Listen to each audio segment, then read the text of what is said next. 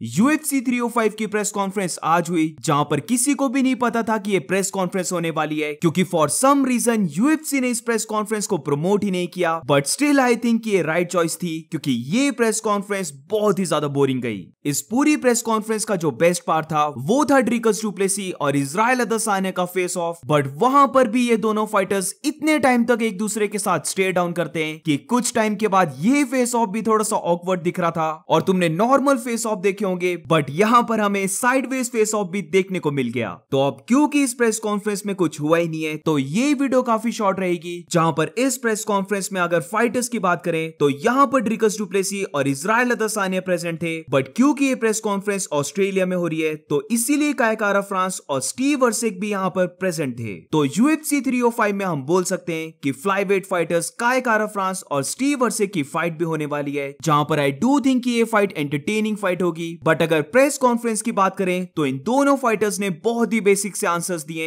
इन दोनों के बीच में कोई भी बैड ब्लड नहीं है, तो ऑब्वियसली अपनी फाइट को प्रमोट नहीं कर पाए। जहां पर एक सेंटेंस में मुझे इन दोनों फाइटर्स की पूरी प्रेस कॉन्फ्रेंस को अगर समराइज करना है, तो बेसिकली यहां पर दोनों ने कहा है कि वो दोनों एक दूसरे को रिस्पेक्ट करते हैं और वो काफी एक्साइटेड हैं एक दूसरे के साथ फाइट करने के लिए। और अब अगर हम बात करें ड्रिकस डू प्लेसी और इजराइल अदेसाया के बारे में, तो आई थॉट क्योंकि इन दोनों के बीच में बैड ब्लड है, तो यहां पर ये दोनों fighters back and forth argument करने वाले, एक दूसरे को ट्रैश करेंगे। ये प्रेस कॉन्फ्रेंस एक्साइटिंग बनेगी। But to be honest, couple of back and forth arguments के अलावा ऐसा कुछ भी इंटरेस्टिंग नहीं हुआ। दोनों फाइटर्स ने बेसिक से आंसर दिए हैं और इसीलिए मेजॉरिटी लोगों को ये प्रेस कॉन्फ्रेंस थोड़ी सी डिसअपॉइंटिंग लगी, क्योंकि काफी लोग इस प्रेस कॉन्फ्रेंस में एक्सपेक्ट कर रहे थे कि ड्रिकस डू प्लेसी और इजराइल अदेसाया एक दूसरे के साथ ट्रैश टॉक करने वाले हैं। तो अब थोड़े से जो मेन पॉइंट्स हैं उनके बारे में अगर बात करें, तो इजराइल अदेसाया से ये पूछा जाता है कि वो काफी लंबी ब्रेक के बाद अपना रिटर्न कर रहा है। तो इसके बारे में अदेसाया का ये कहना था कि शायद से उसने फाइटिंग से 1 साल की ब्रेक ली और ये उसके पूरे फाइटिंग करियर में सबसे लंबी ब्रेक थी, क्योंकि उसने कभी भी इतनी लंबी ब्रेक को नहीं लिया है। बट इस ब्रेक में उसने गोल्फ को बहुत ज्यादा खेला है, वो इस स्पोर्ट को लाइक करने लग पड़ा है। तो यहां पर ड्रिकस डू प्लेसी बोलता है कि वो ग्लैड है कि अदेसाया ने गोल्फ को ले लिया, क्योंकि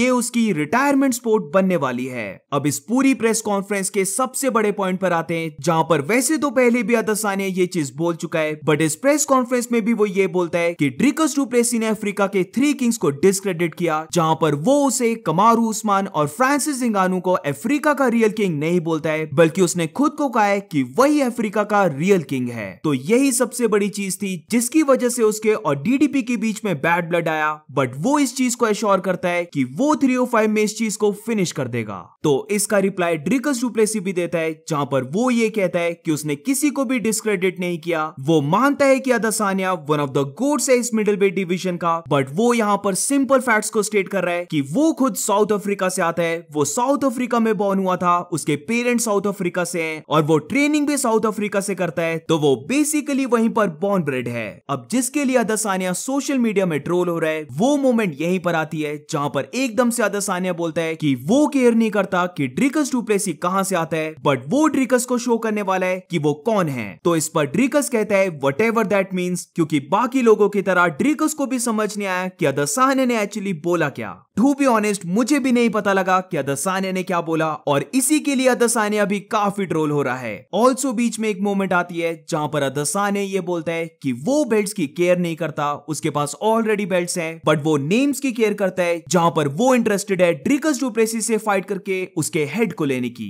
और फिर उसके बाद अल्टीमेटली इन दोनों के बीच में फेस ऑफ होता है, जो कुछ ज्यादा ही लंबा चले जाता है। आई मीन मैंने अभी टाइम को चेक किया, ये कोई अप्रोक्सीमेटली 1 मिनट 20 सेकंड्स का फेस ऑफ होता है, जहां पर दोनों ही फाइटर्स एक दूसरे को देखते रहते हैं। दोनों में से पहला कोई भी नहीं बनना चाहता था जो बैक डाउन हो, इसीलिए दोनों फेस ऑफ करते रहते हैं। बल्कि जब दोनों फाइटर्स को पोज करने के लिए भी बोला जाता है, तो जैसे मैंने वीडियो की स्टार्टिंग में बोला कि साइडवेज फेस ऑफ भी होता है दोनों के बीच में, जो मुझे थोड़ा सा पर्सनली वियर्ड और फनी लगता है। और फिर एंड में अदेसाया ड्रिकस को कुछ बोलता है और अपने हैंड से कोई एनिमे का साइन बनाता है, जो टू बी ऑनेस्ट उसकी एज के कंपैरिजन में जरा भी सूट नहीं करता कि वो एनिमे को देखे। बट एनीवेज, ये प्रेस कॉन्फ्रेंस फिर ओवर हो जाती है। अब ऑलमोस्ट हर किसी प्रेस कॉन्फ्रेंस के बाद तुमने मुझे सुना होगा कि मैं हमेशा बोलता हूं कि प्रेस कॉन्फ्रेंस में फाइटर्स को टाइम काफी कम मिलता है, बट ये पहली बार होगा जब मैं ये सोच रहा था कि ये प्रेस कॉन्फ्रेंस ओवर क्यों नहीं हो रही।